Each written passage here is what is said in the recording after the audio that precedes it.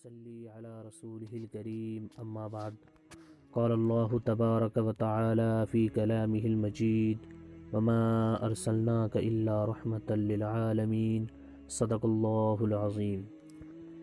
معزز سامعین کرام،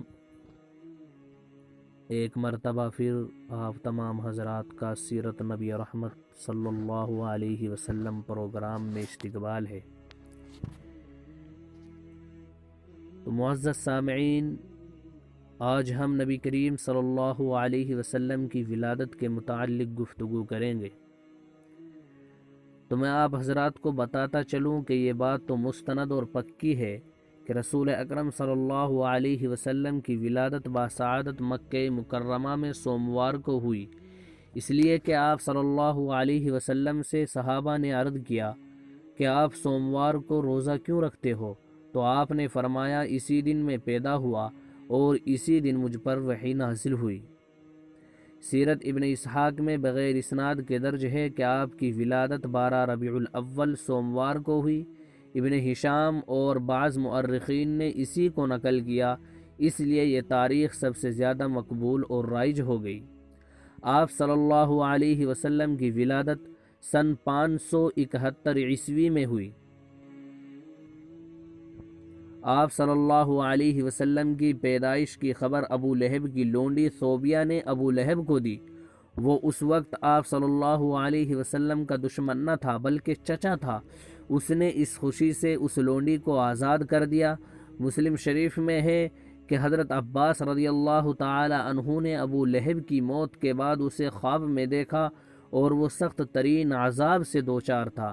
حضرت عباس نے اس سے پوچھا کہ کیا رسول اکرم صلی اللہ علیہ وسلم سے رشتے نے تجھے کچھ فائدہ نہ دیا؟ ابو لہب نے کہا قطعاً، سوائے اس کے کہ آپ کی پیدائش پر لونڈی آزاد کرنے کی وجہ سے مجھے چند قطرے پانی دیے جاتے ہیں۔ آپ صلی اللہ علیہ وسلم کے دادا عبد المطلب نے آپ کا نام محمد رکھا، جو کہ عربوں میں کہیں کہیں پایا جاتا تھا، اور مکہ مکرمہ میں محمد نامی کوئی شخص تھا ہی نہیں۔ لوگوں نے حضرت عبد المطلب سے یہ نام چننے کی وجہ پوچھی تو انہوں نے کہا میں چاہتا ہوں کہ اس کی زمین پر تعریف ہو اور دیگر کائنات والوں میں بھی اس کی تعریف ہو۔ آپ صلی اللہ علیہ وسلم کا 7ویں دن ختنہ کیا گیا۔ آپ کی والدہ ماجدہ کا نام حضرت آمینہ تھا اور والد صاحب کا نام حضرت عبداللہ تھا۔ عبد المطلب نے عبداللہ کو کھجور لانے کے لیے مدینہ بھیجا اور وہ وہیں انتقال کر گئے۔ اس وقت ان کی عمر 25 برس تھی۔ زیادہ تر مؤرخین کے مطابق ابھی رسول اکرم صلی اللہ علیہ وسلم کی پیدائش نہیں ہوئی تھی۔ رسول اکرم صلی اللہ علیہ وسلم کی والدہ صاحبہ نے فرمایا جب آپ صلی اللہ علیہ وسلم کی ولادت ہوئی تو میں نے دیکھا کہ میرے جسم سے ایک نور نکلا جس سے ملک شام کے محل روشن ہو گئے۔ آپ صلی اللہ علیہ وسلم کی ولادت کے کچھ دن بعد ابو لہب کی لونڈی یعنی باندی صوبیہ نے دودھ پلایا۔ صوبیہ نے آپ صلی اللہ علیہ وسلم سے پہلے حضرت حمزہ بن عبد المطلب اور ابو سلمہ بن عبد الاسد کو بھی دودھ پلایا تھا۔ عرب کے دستور کے مطابق بچوں کو بدوی عورتوں کے حوالے کر دیا جاتا تھا۔ جب بنو سعد بن بکر قبیلے کی حلیمہ نامی عورت کو کسی امیر گھرانے کا بچہ نہ ملا تو اس کے خامند نے اسے کہا کہ اس یتیم بچے یعنی محمد کو ہی لے لو، عین ممکن ہے کہ اللہ اس کے باعث ہمارے ہاں برکت نازل کر دے۔ اور ایسا ہی ہوا۔ جب وہ اس بچے کو لے کر اپنی کمزور سواری پر سوار ہوئے تو وہ سواری دوسروں سے آگے نکل گئی۔ فاقے اور غربت کی وجہ سے حضرت حلیمہ کا دودھ کم ہو چکا تھا۔ یہ بچہ لینے کے بعد حضرت حلیمہ کا دودھ اتنا ہو گیا کہ آپ اور آپ کی رضائی بہن شیمہ خوب پیٹ بھر کر پی لیتے تھے۔ جب وہ گھر پہنچے تو ان کی بوڑھی بکری میں بھی دودھ بہت آنے لگا۔ اس طرح کی برکات دیکھ کر حضرت حلیمہ نے 2 یا 2.5 سال بعد آپ صلی اللہ علیہ وسلم کی والدہ سے درخواست کی کہ وہ اس بچے کو مزید عرصے رکھنے کی اجازت دے۔ اس طرح آپ صلی اللہ علیہ وسلم بنو سعد بن بکر میں تقریباً 4 سال رہے۔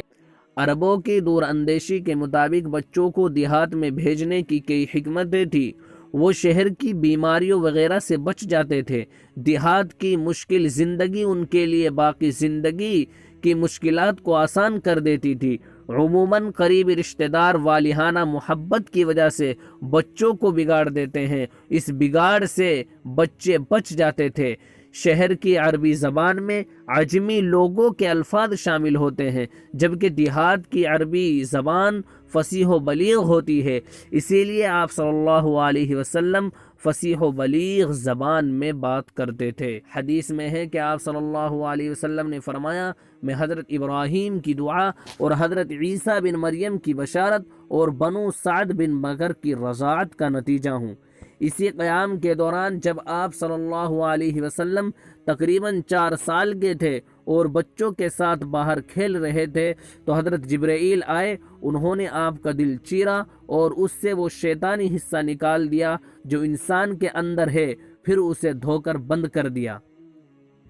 یاد رہے کہ دوسری مرتبہ معراج کے موقع پر آپ صلی اللہ علیہ وسلم کا سینہ مبارک چاک کر کے دل نکالا گیا، اسے آب زمزم سے دھو کر اپنی جگہ رکھ دیا گیا اور اس سے ایمان و حکمت سے بھر دیا گیا۔ اس واقعے کے بعد حضرت حلیمہ نے بچے کو حضرت آمنہ کو واپس کر دیا۔ حضرت آمنہ اپنی خادمہ ام ایمن اور اپنے سرپرست عبد المطلب کے ساتھ اپنے خاوند کی قبر کے زیارت کے لیے مدینہ منورہ تشریف لائیں اور 1 ماہ رہ کر واپس مکہ مکرمہ روانہ ہوئی۔ مدینہ منورہ سے تھوڑے فاصلے پر ہی ایک بیماری کے باعث فوت ہو گئی اور انہیں ابوا میں دفن کر دیا گیا۔ تو معزز سامعین اکرام، یہ کچھ واقعات اور کچھ حدیثیں اور کچھ باتیں نبی کریم صلی اللہ علیہ وسلم کی ولادت کے متعلق تھی جو میرے ذہن میں آئی اور میں نے بیان کر دی۔ مجھے امید ہے کہ آپ تمام حضرات کو یہ باتیں پسند آئی ہوں گی۔ اگر پسند آئی ہیں تو شیئر کرنا نہ بھولیں۔ اب ملتے ہیں اگلی ویڈیو میں، تب تک کے لیے اللہ حافظ۔